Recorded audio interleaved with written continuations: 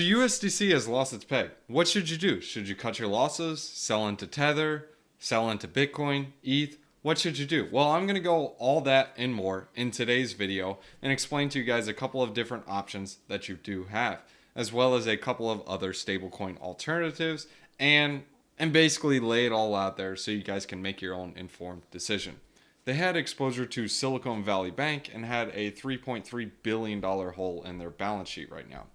And looking right here, you can see it lost its peg and it went all the way down as low as 87 cents. And on some exchanges it actually went even lower, but we'll just call it 87 cents. And so far it's steadily been climbing back up from the announcement that Circle has made. But before we get into the nitty gritty on what's going on with USDC and a little bit of backstory, today's video I'm going to share with you guys a couple of other stablecoin alternatives, as well as a couple of options you have if you do have USDC exposure, or if you didn't have USDC exposure and you're holding some stablecoins. Should you get rid of them? What should you do? How to manage your risk accordingly.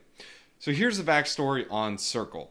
They had exposure to Silicon Valley Bank. So if you guys didn't know, Silicon Valley Bank announced bankruptcy this past week.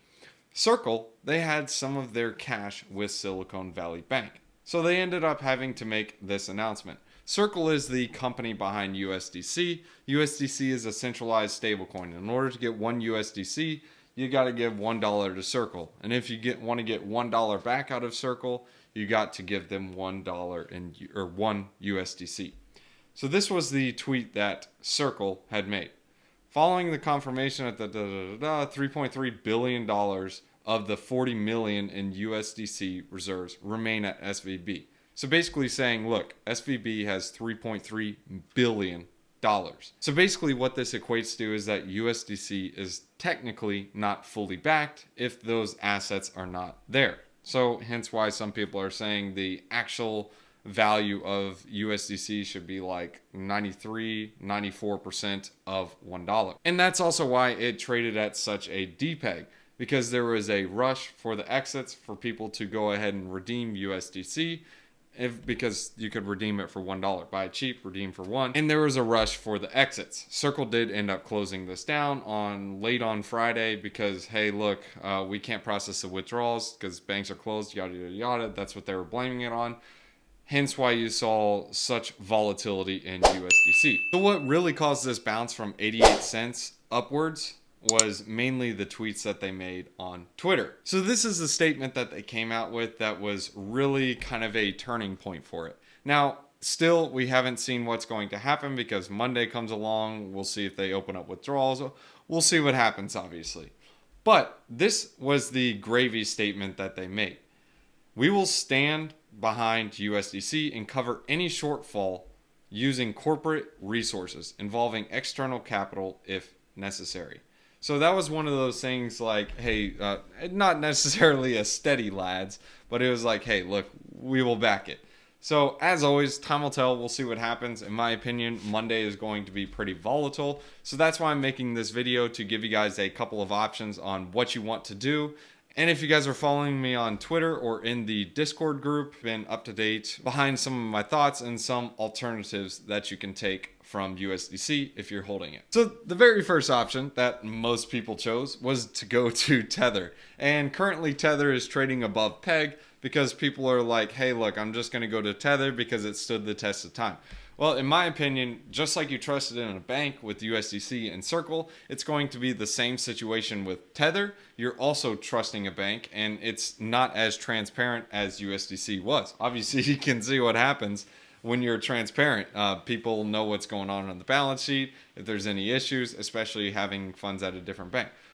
For all we know, Tether could have funds, or could have had funds with Silvergate Bank, or even with Silicon Valley Bank. Nobody really knows exactly. Tether is somewhat of the black box of the crypto industry. If that's something you want to jump into and trusting another centralized party, by all means, that is one of the options. Another option is a over-collateralized stablecoin. This is MakerDAO. Now, me personally, if I was going into a over-collateralized stablecoin, I would not be as bullish on grabbing something like DAI. The reason why is DAI is basically a wrapper for USDC.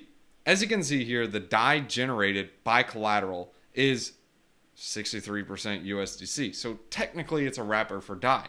So here's how MakerDAI works. You can use a couple of other crypto assets. It's not just USDC, but most people choose USDC. And it also helps with the stability in the peg. But obviously that's not working out right now because USDC lost peg.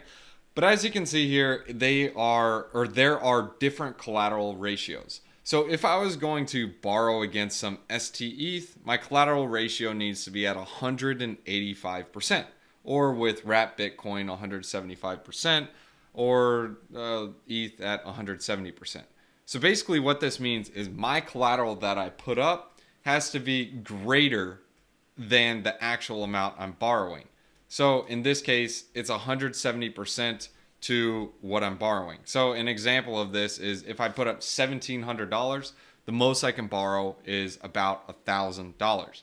Obviously, it's going to be a little bit less because you want to price in for volatility because you'll get liquidated. And that's how these vaults work. So if my collateral is $1,700 with a $1,700 ETH price, so if I put in one ETH and I borrow $1,000, what would happen is if ETH goes to, let's say, $1,000, before it even gets there, my vault would be liquidated. So all the DAI that I have is mine, whatever. But the ETH that is liquidated is sold on the crypto market in order to manage the debt on Maker, in order to keep it over collateralized.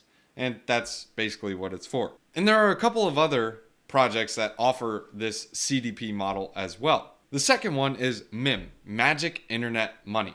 Now this one is not as heavily backed with USDC. As you can see here, they do have a little bit of backing from USDC and they have some UST backing. So there is some bad debt with Abracadabra, but it's not a significant amount. So that's something you have to understand with these CDP vaults. If they are unable to liquidate in time, especially with the liquidity on chain, you have the risk of having bad debt behind the stablecoin, which is what Circle is at right now. They have bad debt because some of the cash was lost or is at least not readily available at Silicon Valley Bank. So here's a couple of things backing MIM.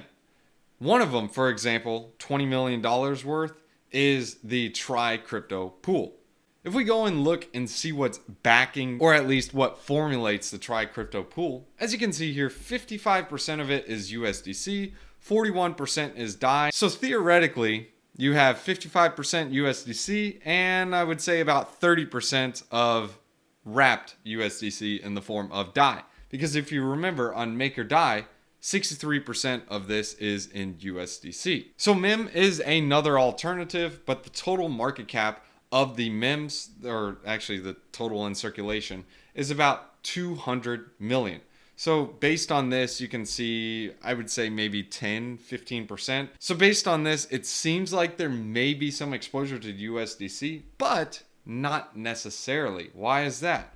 Well, because as USDC depegs, or the price of it depegs, or even having DAI backing MIM, what happens is as the value of that 3-pool token, like you can see here, it does have a dollar value. The dollar value for this is 1.02. So if this becomes lower and lower and lower in value, what will happen is the vault will liquidate, which when it's liquidated, it sells and it's no longer on the balance sheet backing the MIM. One other thing I forgot to mention why these CDP models work is when you open up a loan on, let's say, for example, My Finance or MakerDAO or even Abracadabra, if the stablecoin is trading below price, let's say, for example, I have a CDP position to where I borrowed 1,000 MAI and it was worth $1,000. Well, if MAI is trading at 90 cents, that means I can buy back my debt at $900 and basically pocket the spread.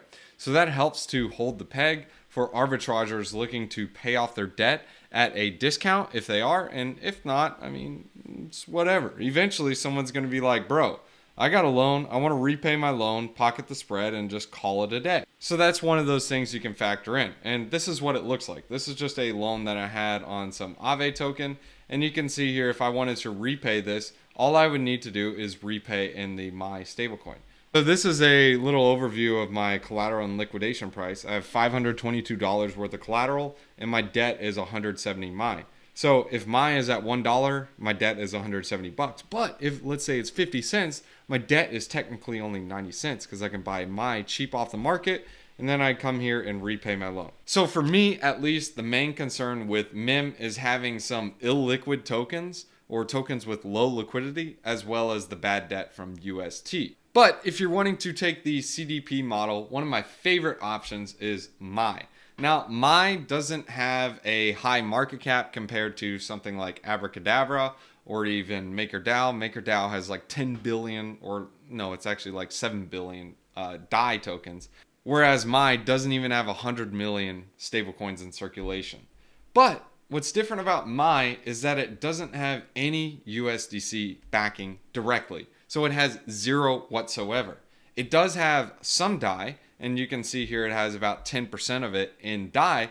But the interesting thing about having DAI in a vault is that as DAI comes down in price, the dollar value comes down in price. So the vault can still be liquidated, which means MI still stays over collateralized because as the debt becomes underwater, liquidation occurs, and then you have the proper backing for MI, or at least a over collateralization ratio, which I like over collateralization better than a one-to-one or a centralized stablecoin for that reason. There is a little bit of room for error.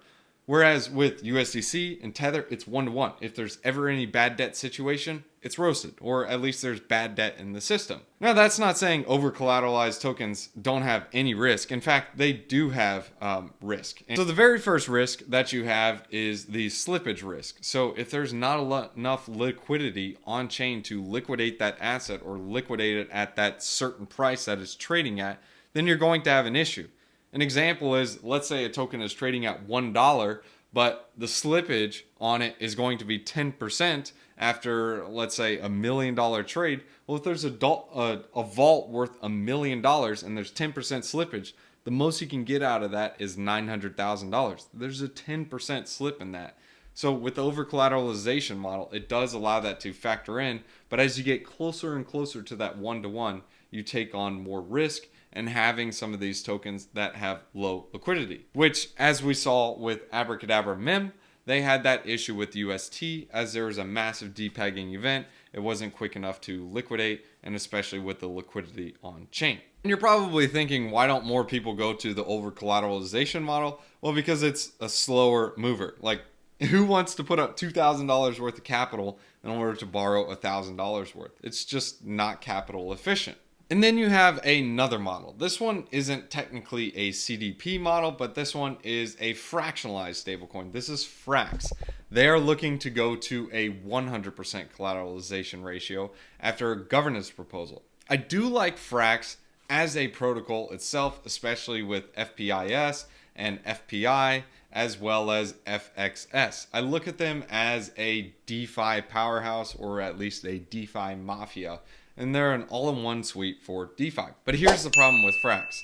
It has a lot of USDC. As you can see here, about 20% of the backing behind Frax is USDC. It's actually more than that because some of the actual Frax token is backing it. So if 20% of Frax is USDC, well, it's going to be, since it's about 65%, it's going to be about 40% backing. So Frax is actually backed by AMOs. So it's not like the CDP model, but it has a bunch of these AMOs. An example of one of them is the Frax BP, which is paired with Frax and USDC.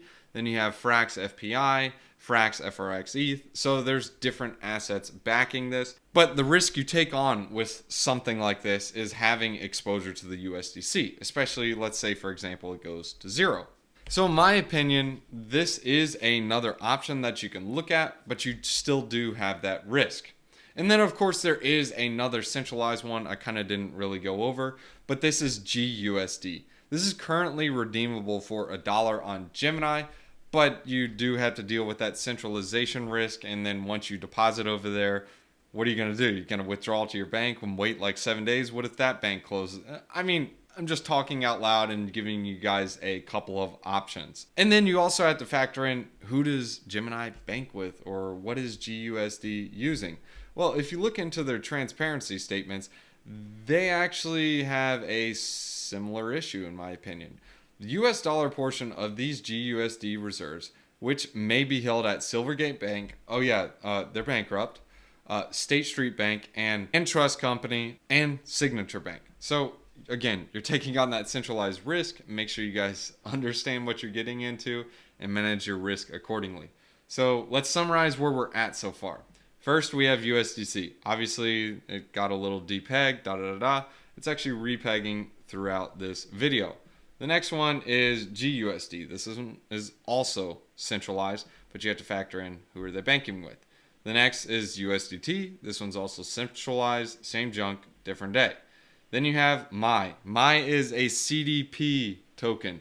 So this is not like a one-to-one backing, but instead, this one is like, hey, look, you put in a bunch of assets, it's over collateralized. So if I give you $1,000, the most I can borrow, if it's 150%, is like $500. Not factoring in liquidations, of course. DAI, also a CDP model, and Magic Internet Money, same thing, CDP model. And then, of course, the last one is frax, functioned by the AMOs. Now let's talk about some of the decentralized stablecoins. This one is LUSD. The complete backing behind LUSD is what? ETH. So the only way to mint LUSD is with ETH. And the lowest they go is 110% collateralization ratio, but if you go to that rate, just be careful of being liquidated. And currently, LUSD is trading at $1.02, and this is because people are flocking to it in times of uncertainty and are like, hey, I want a decentralized option, and this is one of those alternatives. And as you can see here, LUSD is going nuts and ham.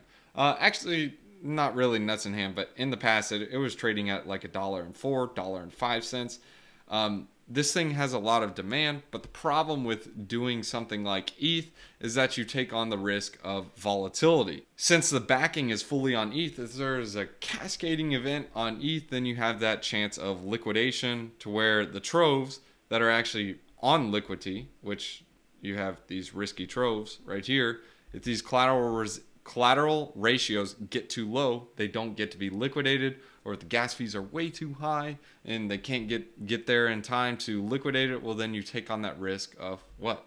Bad debt. Now, they do have a pool where you can deposit into the stability pool. You can deposit LUSD and earn LQTY, the governance token.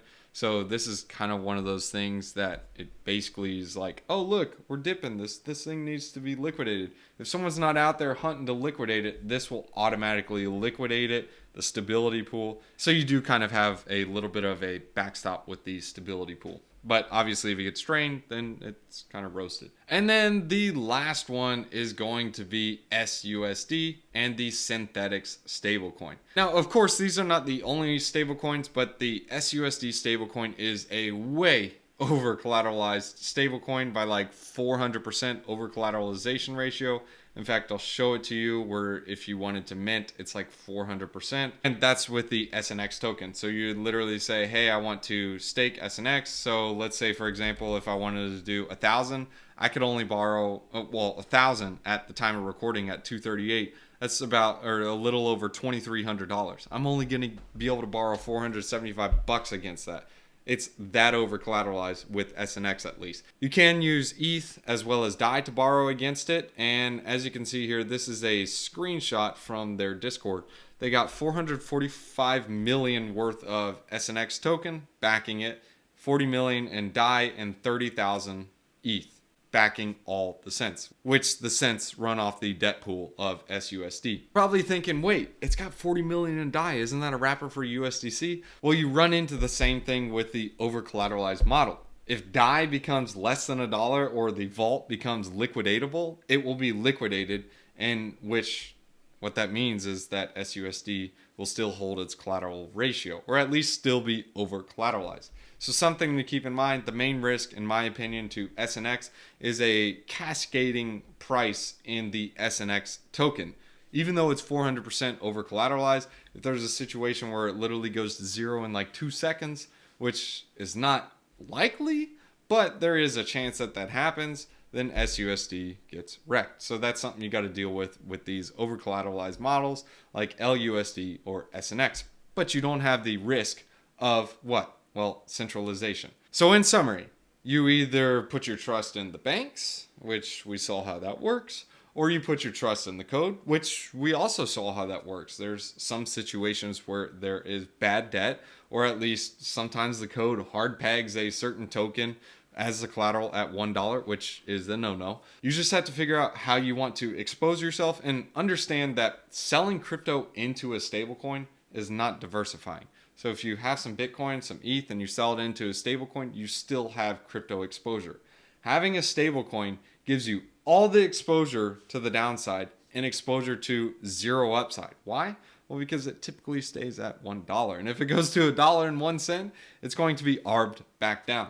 But you have infinite downside, or well, to zero that's 100%. It's basically all your money if it goes to zero.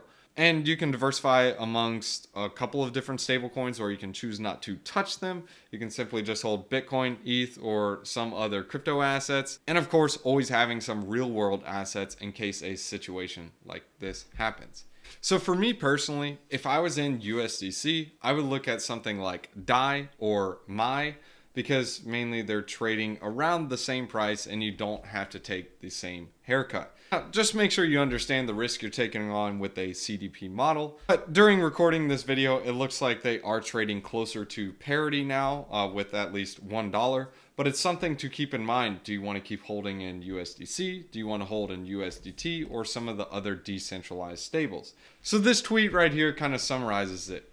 SUSD, LUSD, I would consider them both equal. Obviously, LUSD has its own concerns. SUSD has its own concerns, but they're both decentralized stables. So if you have to have a stable, that would be the best option. But if you're in USDC and you don't want to take that haircut, your next option would be to look at something like MAI or MIM. In my opinion, I like MAI better because it doesn't have the bad debt issue. I like the team. I like the guys behind it. And then you go into MIM. There's nothing wrong with MIM. It just takes on more riskier assets, and it also has a little bit of bad debt, but it's also a CDP model. I would prefer MIM over DAI. DAI is mostly just a USDC wrapper. I'm not super bullish on them, and that's mainly because their exposure to USDC. Then you have USDT. This is basically the same junk, different day. Do you want to go into that black box? The reason why I rank it higher over BUSD is because BUSD has a lower amount of circulating tokens. So there's a greater chance for price manipulation, and it's also been a target of the SEC. But I do consider it greater than USDC, obviously because, well, you see there's bad debt in the system. So the last option is just simply hold out your USDC, pray for the best, and see what happens. And if you simply just want to swipe all the stablecoins and get away from it, well, you can simply just go into something like Bitcoin, ETH, or another crypto asset. Anyways, guys, thanks for tuning in. Hope you guys enjoyed the video. Hope this brought some clarity on a couple of different options that you have. If you guys thought this video was dumb or you liked this video, leave a comment in the description below. If you guys want to join the DigiSquad Discord, also is a link in the description below. Let's go ahead and hit you guys with a wisdom one-liner. We're going to hit you guys with Proverbs chapter 9, verses 9. Instruct the wise and they will be wiser still. Teach the righteous, and they will add to their learning. Always be open to learning new things. Peace.